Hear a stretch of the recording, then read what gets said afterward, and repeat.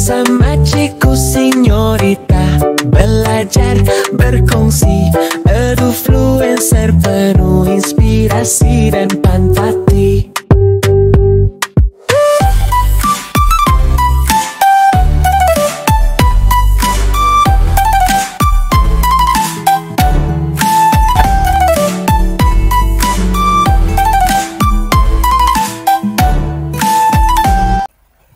Hello adik-adik, pernah tak pening kepala tengok tawaran? Diskaun 50%, rebate RM50. Mana satu lagi best sebenarnya? Nampak macam sama, tapi tak sama langsung. Jom hari ini kita kupas satu-satu pasal diskaun, rebate dan voucher ini supaya lepas ini andalah yang jadi shopper paling bijak.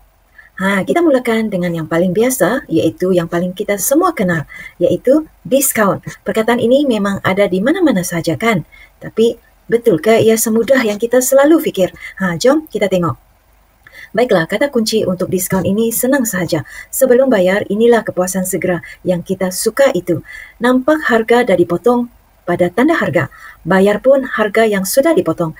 Tidak payah tunggu-tunggu, tidak payah tuntut apa-apa. Terus jimat masa pada masa itu juga. Cara dia berfungsi pun, senang gila.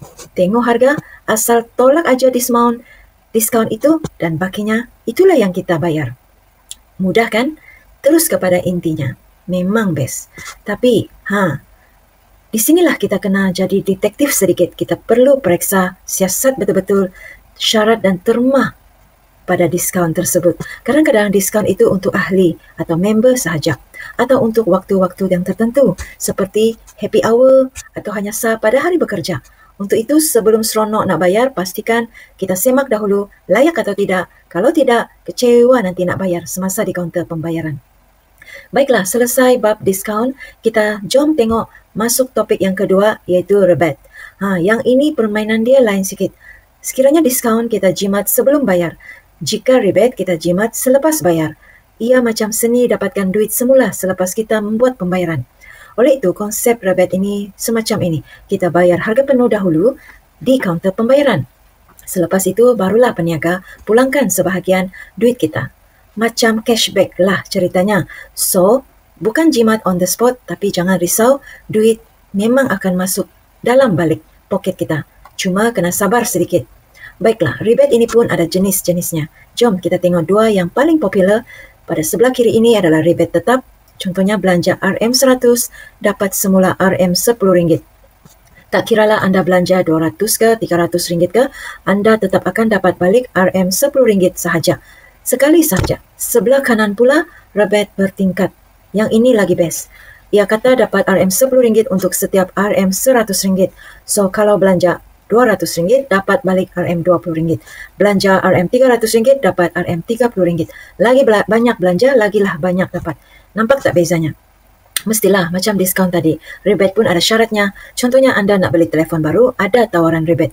Tetapi rupanya rebate itu untuk jenama A sahaja. Bukannya jenama B yang anda nak sangat itu. Atau kena bayar guna kad kredit bank tertentu. Barulah kita layak dapat rebate. Untuk itu sekali lagi jangan lupa baca tulisan kecil itu ya. Okey, yang terakhir untuk hari ini voucher. Fikirkan voucher ini sebagai hadiah daripada anda yang sekarang kepada anda di masa hadapan. Pembelian hari ini bagi anda kuasa untuk jimat esok.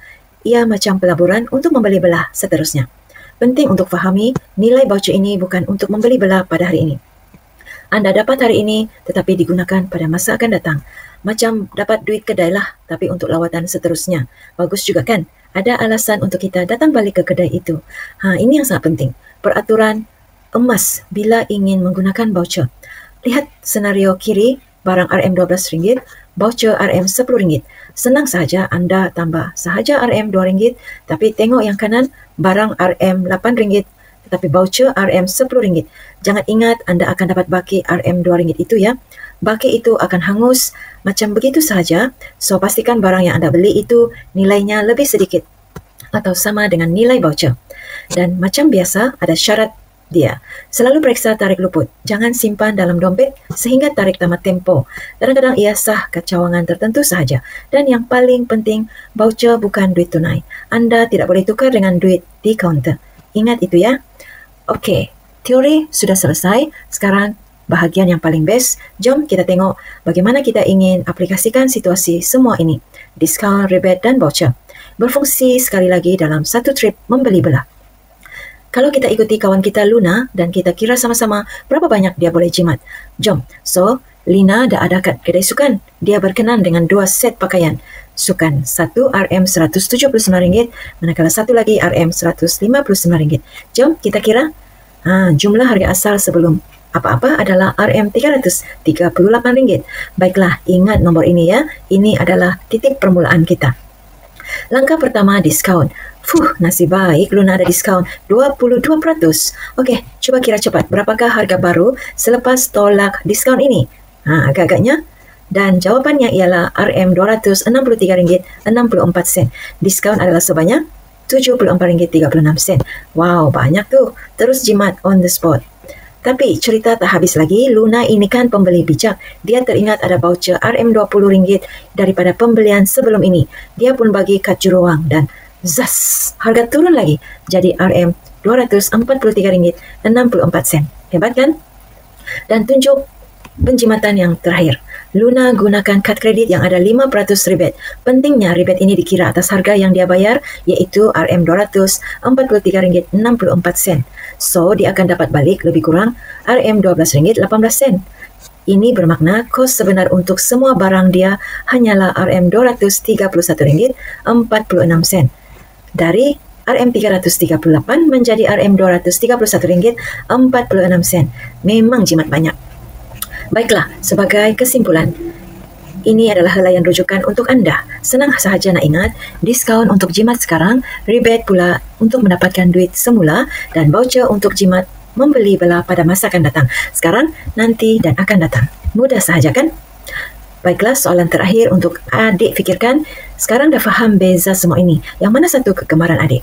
Anda jenis yang suka jimat on the spot dengan diskaun atau jenis yang sabar untuk menunggu rebate masuk balik, ataupun anda seorang yang perancang yang sangat suka kumpulkan voucher untuk masa hadapan? Tidak ada jawapan yang betul atau salah, semuanya hanya